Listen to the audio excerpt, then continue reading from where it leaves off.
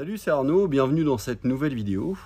Aujourd'hui, je vais évoquer avec vous un contexte qui malheureusement est d'actualité, qui est donc la gestion des ruptures de médicaments en pharmacie. Brossons un petit peu le contexte. En effet, depuis quasiment un an et demi, le milieu pharmaceutique, notre milieu, subit un certain nombre de ruptures sur des produits vignettés que l'on est amené à distribuer sur prescription médicale. Les références touchées sont nombreuses et ont tendance à se multiplier et à être parfois incohérentes. Les premières qui nous viennent forcément en tête, ce sont la grande classe des pénicillines, avec notamment toute la classe des amoxicillines et amoxicilline combinée avec de l'acide clavulanique. Mais on s'est rendu compte également que de nombreux autres antibiotiques étaient touchés, la spiramycine, la lévofloxacine, etc. On s'est rendu compte également que de nombreuses autres spécialités étaient manquantes. On va parler des collyres, on va parler de certaines crèmes, on va parler des corticoïdes, on va parler de certains produits utilisés dans le traitement du diabète, par exemple, certains antihypertenseurs également. Bref, les références sont nombreuses et les conséquences sont variables aussi bien vis-à-vis des prescripteurs que des patients et que de notre activité. D'ailleurs, quelles sont les conséquences? Les conséquences pour le patient, c'est une difficulté d'obtention de médicaments qui lui ont été naturellement prescrits par leur médecin prescripteur, des difficultés d'obtention et parfois donc soit des difficultés de prise, soit une mauvaise prise, tout simplement en fait parce qu'ils ne prennent pas la totalité de leurs médicaments, ou bien dans le meilleur des cas, l'obligation pour ces patients d'aller naviguer entre différentes pharmacies pour réussir à obtenir le traitement qu'ils souhaitent. Pour les médecins, les conséquences, c'est qu'ils se trouvent être dans l'incapacité de générer des ordonnances qui soient cohérentes par rapport à leurs souhaits de prescription. Et au final, on obtient des patients qui sont parfois maltraités, ou voire non traités. La conséquence pour le pharmacien, c'est une charge accrue de travail, une tension dans leur rapport, dans notre rapport qu'on peut avoir aussi bien avec nos patients et avec les autres professionnels de santé. Également, une tension plus importante avec nos différents prestataires qui ont tendance à nous fournir ou à ne pas nous fournir justement les produits, avec des négociations plus dures, plus importantes, et également, donc, comme je l'ai évoqué, une charge de travail importante, car au-delà de notre rôle de professionnel de santé, de conseil médical, en plus de toutes les autres casquettes que le pharmacien peut avoir, donc professionnel de santé, manager, chef d'entreprise, on est devenu également, par la force des choses, logisticien. Alors, bonne nouvelle, depuis quelques mois, le gouvernement a enfin, je dirais, pris en compte le fait qu'il y ait des ruptures. Chose qui n'était pas encore présent. Jusqu'à présent, en fait, le gouvernement, pour lui, il n'y avait pas de rupture. À croire que nos ministres, nos députés ne sont pas également patients, ou en tout cas qu'ils n'ont pas de problème, eux, pour obtenir des médicaments. A priori, donc, le gouvernement estimait qu'il n'y avait pas de rupture et que, pour le coup, en fait, le service médical était parfaitement rendu. Donc le gouvernement a pris en compte cette situation et a demandé à un certain nombre de prestataires d'engager des modifications dans le circuit de distribution du médicament. Donc, réorganisation du système de distribution, notamment avec les laboratoires avec lesquels on travaille en direct, qui ont des obligations de dépannage sur des stocks de réserve pour des produits particuliers, par exemple des produits comme certaines insulines ou comme par exemple l'Ozempic ou des médicaments comme la piostacine par exemple, pour ne citer que. Une réorganisation également dans l'intercom, on va dire, entre les génériqueurs et nos grossistes répartiteurs, avec des génériqueurs qui, pour certaines références, ont l'interdiction de les distribuer en pharmacie, en tout cas en vente directe, et la transmission de ces stocks, de ces flux de médicaments, par le biais du grossiste, qui se voit attribuer le rôle de distribution équitable auprès de nos différentes pharmacies. Voilà, donc on a brossé le contexte. Abordons maintenant les stratégies que l'on peut mettre en place au sein de nos structures pour lutter, pour limiter les ruptures et les effets des ruptures. Déjà, pour moi, le premier point à mettre en place, c'est une dimension de coopération médicale. Je pense qu'il est important en tant que pharmacien d'échanger sur les ruptures. Alors, échanger évidemment vis-à-vis des patients pour qu'ils en aient conscience, mais surtout échanger avec nos collègues médecins, dentistes, qui sont des prescripteurs de médicaments, leur faire entendre qu'il y a des ruptures, et qu'il faut qu'ils adaptent leur stratégie de prescription au regard de ces ruptures pour le confort du patient. Qu'est-ce que l'on a mis en place, nous, en termes d'échange avec les professionnels de santé qui nous entourent? Déjà, en fait, on a mis en place un listing que l'on met à jour régulièrement des produits qui sont en tension ou pas. Listing donc que l'on fait évoluer au gré des retours en stock qu'on peut avoir, c'est-à-dire que donc on va brasser une liste catégorisée, je dirais, de produits, donc les antibiotiques, les collyres, les produits de diabète, etc., etc. Et on va dire, bah voilà, la prednisone par exemple, on en a plein en stock, pas de problème, prednisolone plus ou moins tendu. Amoxicilline en stock, pas de problème. Amoxicilline, acide clavulinique, c'est compliqué. Piostacine présente, pas présente, etc., etc. Et chaque semaine, les médecins qui sont à côté de nous, on leur envoie, alors ils la consultent ou pas, parce que malheureusement parfois on se rend compte que ils ne prennent pas le temps en fait de consulter ce listing. On leur envoie l'état de nos stocks, de façon à ce qu'ils puissent ajuster au mieux leur prescription et surtout au regard de la pathologie, pouvoir dire tiens, vaut mieux peut-être que je prescrive plutôt cette classe d'antibiotiques-là qui répondra parfaitement à la pathologie de la personne parce que c'est disponible et pas cette classe de médicaments-là parce que ça va être compliqué pour l'obtenir.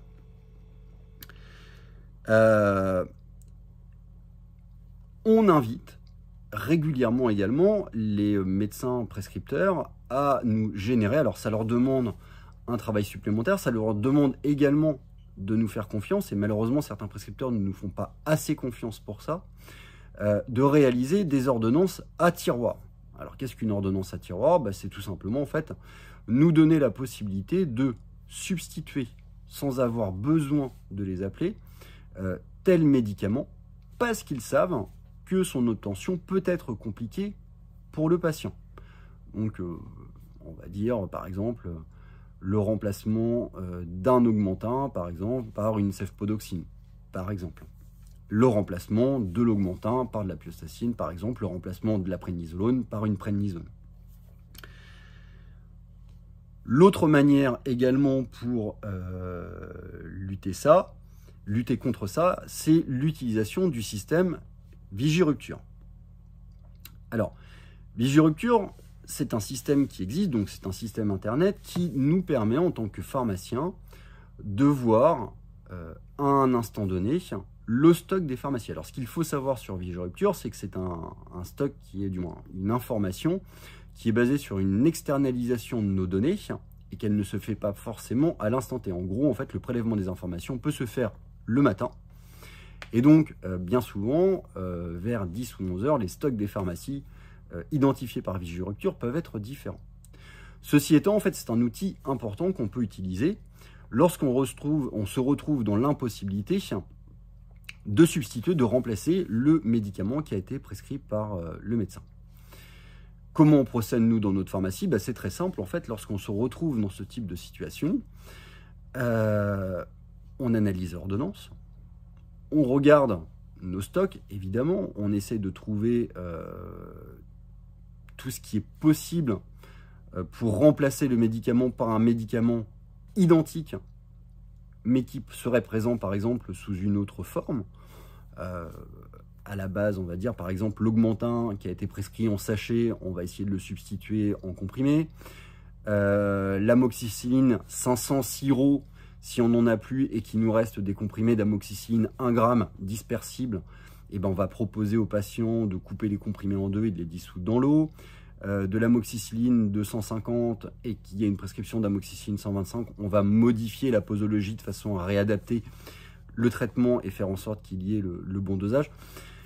Voilà, toutes ces possibilités. Le métronidazole qui est indisponible par exemple en boîte de 4, si il y a des boîtes de 14 qui existent, on va plutôt donner les boîtes de 14, etc. etc. Ça, c'est la première chose. Si jamais ce remplacement, cette substitution est impossible, on va aussi se rapprocher de la personne qui est en charge du passage des commandes pour savoir si dans les commandes de rupture qu'on a pu générer, ça sera un item qu'on va développer un petit peu plus tard, ça. Si on n'est pas dans l'attente éventuelle de ce produit-là dans la livraison du lendemain matin ou de l'après-midi, et donc dire à la personne, écoutez, là je ne l'ai pas en stock, mais j'en reçois cet après-midi à 14h30 ou demain matin à 8h30, est-ce que ça vous convient en fait de patienter et de débuter votre traitement plutôt demain? Voilà, donc ça c'est la deuxième possibilité. Et si jamais c'est pas possible, donc on va utiliser Vigirupture pour voir les autres pharmacies qui en ont et réorienter le patient vers ces pharmacies. Alors moi j'invite toujours mes collègues à téléphoner à la pharmacie qui semble posséder le produit en question pour s'assurer que le produit est bien disponible et le mettre de côté. Il m'arrive de montrer également aux patients la cartographie Vigirupture. Parce que malheureusement, en fait, certains professionnels de santé ne croient pas en ces ruptures. Et je pense qu'il est important de montrer aux patients que les pharmacies, les pharmaciens se sont organisés pour assurer le meilleur des services médicaux à leurs patients. Donc je leur montre la cartographie Vigirupture, je leur montre la complexité d'obtention de leurs produits et je vois avec eux quelle pharmacie peut éventuellement les intéresser pour aller chercher le produit en question. L'autre item dans ces stratégies pour lutter contre la rupture, c'est également l'interaction avec votre équipe. Au sein de notre pharmacie, on a mis en place un tableau qui est au niveau de la zone des réceptions et je demande à chacun de mes collaborateurs de me noter les nouveaux produits qu'ils ont repérés comme étant en rupture lors de leurs différentes délivrances. Alors c'est un tableau qui va être plutôt dynamique, dans le sens où ces produits vont entrer sur le tableau et vont également disparaître à l'occasion de retour de ces produits dans nos stocks. Par exemple, pendant un certain temps, les crèmes anesthésiantes ou les patchs anesthésiants ont été en rupture, on me l'a noté, et puis à un moment donné, c'est revenu par un autre fournisseur, par un autre laboratoire, du coup je l'ai supprimé. Donc du coup, un tableau qui permet de noter tous les jours, tout le temps, dès qu'on repère une rupture, hop, mes collègues le notent sur le tableau, de façon à ce que moi, je ne fais pas toutes les ordonnances et donc je n'ai pas forcément la visibilité sur 100% des problèmes de ma pharmacie. Je puisse me dire, tiens, cette référence, maintenant, elle est en rupture, il va falloir que je trouve une possibilité pour l'obtenir.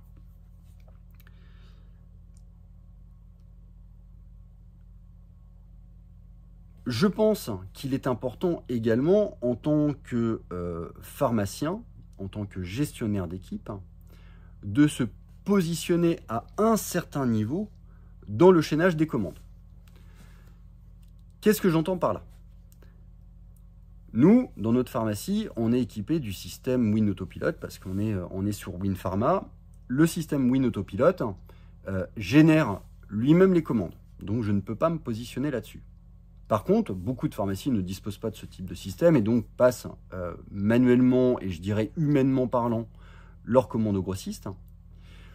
Et je trouve qu'il est pertinent, soit en tant que pharmacien, soit de déléguer quelqu'un là-dessus, qu'il regarde les retours PharmaML pour identifier les produits qui reviennent avec un retour PharmaML positif, donc précédemment en rupture, mais qui ont de nouveau une disponibilité, soit les produits qui précédemment étaient disponibles et qui malheureusement passent en mode rupture. Donc un positionnement, on va dire, haut au passage de la commande pour s'assurer des produits qui tombent en rupture ou qui reviennent de rupture. Donc, comme je vous l'ai dit, nous, on est sous un système d'autopilote, donc le contrôle finalement du retour ou de la disparition de certains de ces produits se fait finalement à la réception. Et donc, moi personnellement, je me situe au niveau de la réception des commandes. Je m'assure en fait de la rentrée des produits en stock dans notre robot. Et c'est à ce moment-là où je me rends compte que telle référence semble être revenue. Là, récemment, par exemple, ça a été le générique du Gaviscon, où je me suis rendu compte que tel laboratoire nous avait fourni le générique du Gaviscon. Et donc, du coup, j'ai réadapté assez rapidement ma volumétrie de commande de façon à pouvoir stocker plus de produits dans ma pharmacie, en tout cas ce produit-là. Idem pour la piostacine, idem pour d'autres produits. À partir du moment où je vois qu'ils reviennent, j'ai tendance à agir derrière pour passer manuellement, humainement des commandes. Notre pharmacie dispose d'un robot automate. Je regarde également quelles sont les demandes de réapprovisionnement de mon robot.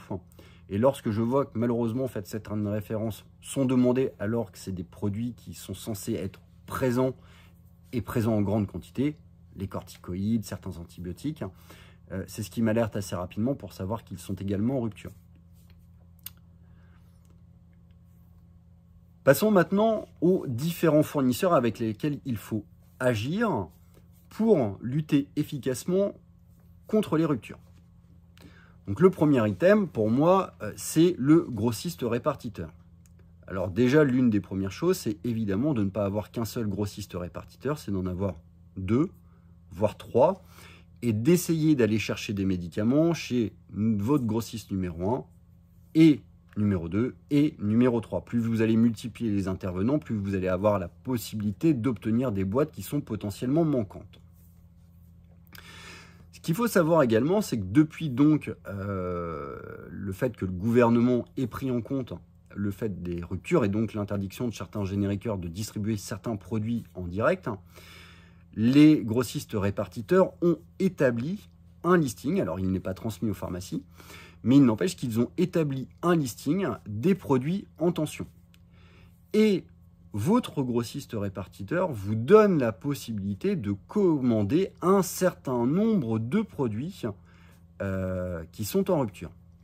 Alors, c'est assez complexe parce qu'en fait, eux, ils ne réfléchissent pas par gamme de produits. Par exemple, si vous êtes en rupture d'Augmentin, ok. Si vous ne faites que de la demande sur l'Augmentin, vous n'en aurez pas. Par contre, il est possible qu'ils aient le générique de chez Sandoz, le générique de chez Mylan, et que vous avez le droit à 3, 4, 5, 6 boîtes. Bref, vraiment un ensemble de produits pour une même gamme de médicaments. Ce listing existe chez votre grossiste, il ne vous le transmettra pas. Et donc, il va falloir essayer, quand vous identifiez des produits en rupture, de vous créer un listing informatique de ces produits pour pouvoir les passer en commande et aller choper le maximum d'unités que vous pouvez avoir besoin pour ces médicaments. Tout labo, tout génériqueur confondu.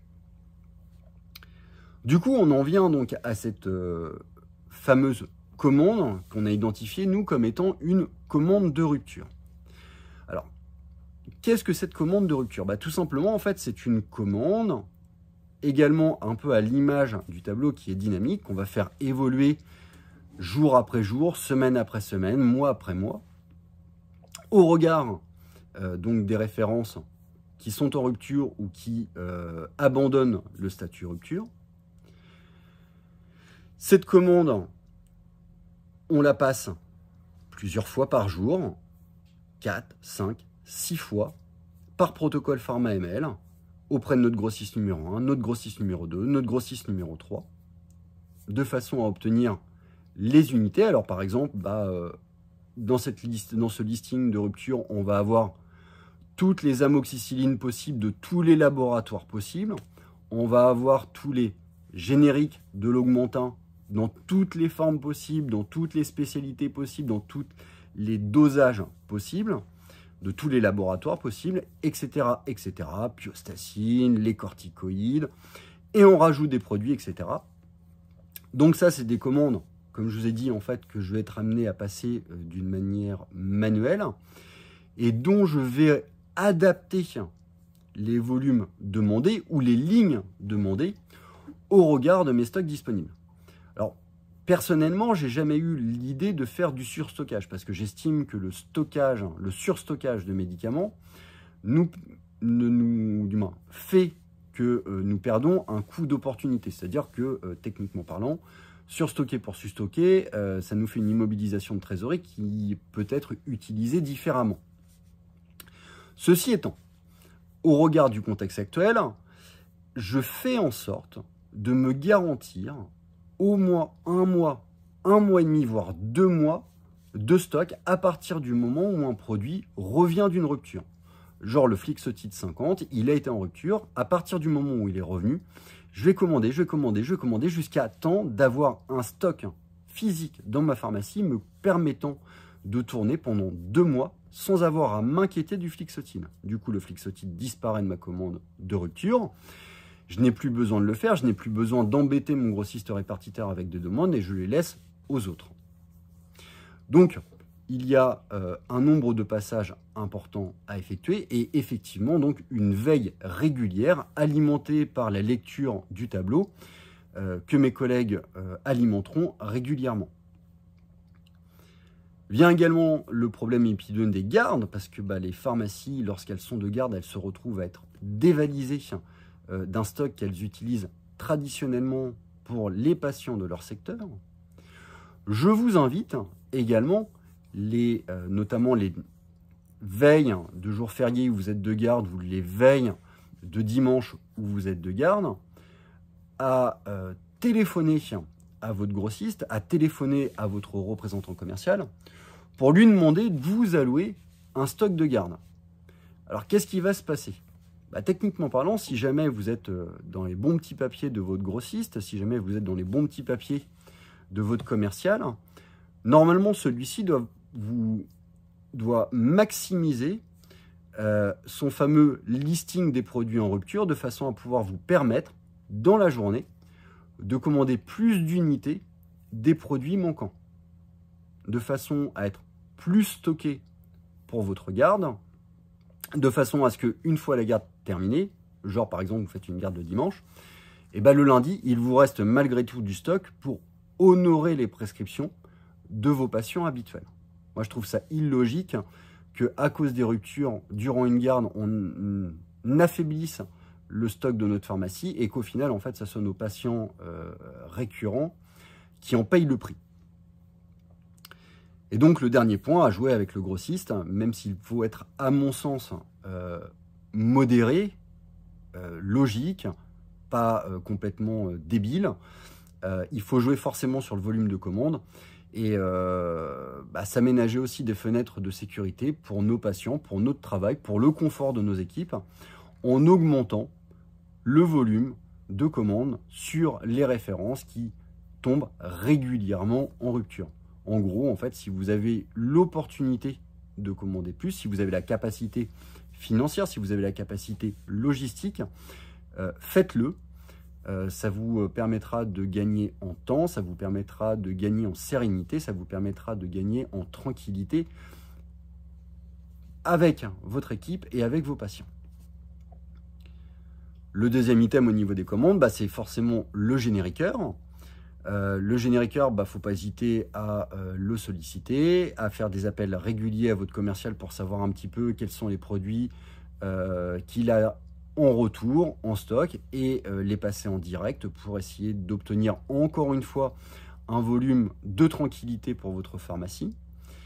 Nous, on travaille avec le laboratoire Biogarant qui dispose également d'un système qu'ils appellent Dispomax, mais je crois savoir que le laboratoire Viatris fait également ça, et donc qu'ils approvisionnent d'une manière assez intelligente leur pharmacie partenaire avec un certain stockage de produits qui potentiellement peuvent tomber en rupture. Donc ne pas hésiter à utiliser, à pleinement utiliser ces systèmes Dispomax ou équivalents.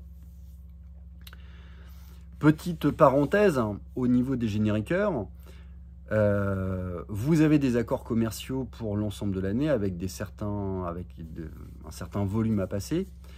Je vous invite, lorsque vous allez faire le point en fin d'année, à faire le point sur ce que vous a coûté ces ruptures. Alors, les génériqueurs ne sont pas directement responsables de ça, il faut bien le comprendre. Ils en subissent également les conséquences. Pour eux, c'est une perte de chiffre d'affaires. Mais pour vous, en tant que pharmacien, c'est également une perte de marge. J'entends par là que si vous aviez des accords de coopération avec un certain volume de remise et que vous êtes obligé de le passer chez d'autres génériqueurs, cela vous génère une perte de marge. Alors, c'est important, il est important de le chiffrer. Il est important de chiffrer qu'est-ce que ça vous a généré comme perte en termes de chiffre d'affaires de commandes vis-à-vis de ce génériqueur, parce que on voit arriver les génériqueurs là en négociation de contrat avec des objectifs qui sont augmentés. Moi, je trouve ça totalement intolérable dans le sens où on vit un contexte de rupture qui nous fait diminuer nos volumes de commandes chez nos partenaires numéro 1, qu'on va piocher chez des numéros 2, des numéros 3 sur lesquels on n'a pas des...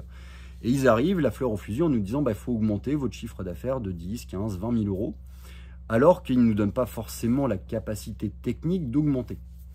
Par ailleurs, ça représente aussi pour nous donc un coût en termes de marge, et qui, a priori, ils n'ont pas l'air d'en prendre compte. Et ça, il va falloir également qu'ils le compensent à un moment donné, même s'ils n'en sont pas responsables.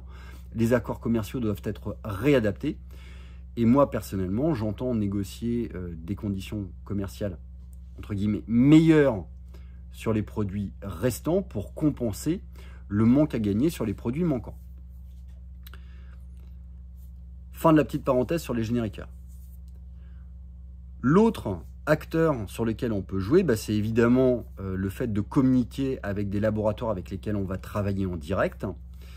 Alors, ce sont des choix. Alors, c'est vrai que nous, en tant que pharmacie, on a toujours eu l'habitude de travailler avec notre grossiste répartiteur. C'est forcément notre fournisseur numéro 1.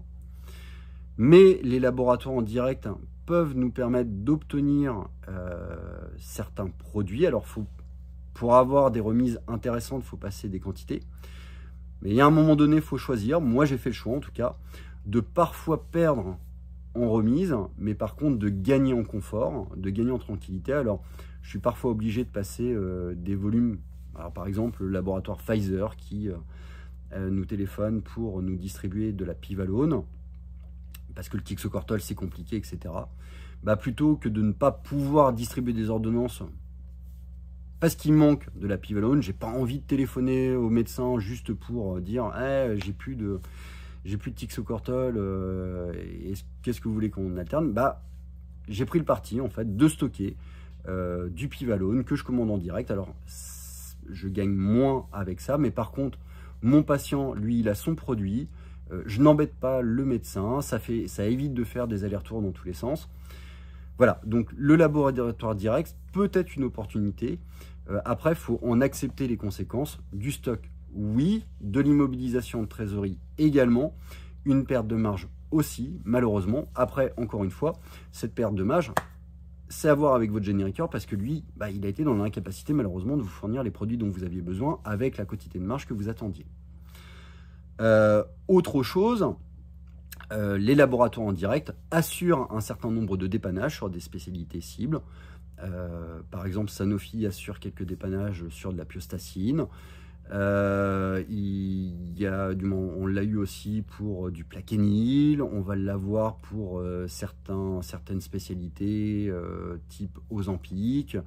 Voilà, donc ça, faut également voir donc, le dépannage auprès des laboratoires directs. Nous, depuis 1 an, par exemple, on s'est créé un répertoire dans lequel on a noté donc toutes les spécialités pour lesquelles on pouvait se dépanner directement auprès du laboratoire. Alors, on ne s'est pas arrêté à ça. Associé à ces spécialités et donc associé au nom du laboratoire qui peut nous dépanner, on a mis également toute la procédure pour obtenir ces produits. Par exemple, le laboratoire GSK, avec des produits comme le Flixotide, faut leur passer ça par fax ou par mail. Donc, on met le fax, on met le mail. Faut leur envoyer un papier avec le tampon, avec le nombre d'unités, avec le grossiste répartiteur qui nous fournit, etc. Et il vous assure des dépannages. Bref, on a mis la recherche par spécialité. Ça nous donne le laboratoire qui le gère, les conditions pour réussir à obtenir du dépannage et les modalités pour réussir à obtenir ce dépannage, le process. Le dernier item qu'on va avoir et qu'on peut également aborder, c'est les shortliners. Alors, qu'est-ce qu'un shortliner? Un shortliner, c'est un grossiste, si on veut résumer, c'est l'idée, c'est un grossiste qui présente des produits, des médicaments, avec également des remises. Alors, il a moins de références disponibles, mais par contre, il en a parfois en plus grosse quantité. Alors, il y a différents types de shortliners. Nous, par exemple, on travaille avec le laboratoire d'Ipharmed, qui nous fournit donc un certain nombre de produits que l'on ne peut pas ou peut plus retrouver chez notre grossiste répartiteur. Les shortliners peuvent également proposer des médicaments européens. Alors, le médicament européen, c'est quelque chose d'assez particulier dans le sens où, en fait, c'est un médicament étranger s'il en est, mais dont les écritures sont françaises. Le prix est moins cher que le Princeps, c'est le même nom que le produit Princeps qu'on distribue. Donc prix moins cher, marge à peu près équivalente. Mais bon, voilà, c'est une nouvelle spécialité, entre guillemets, dans le sens où en fait ça va bénéficier d'un autre code CIP, donc c'est une gestion de stock qui est totalement différente. Voilà, donc ça c'est aussi une possibilité, le fait d'utiliser des systèmes de shortliner.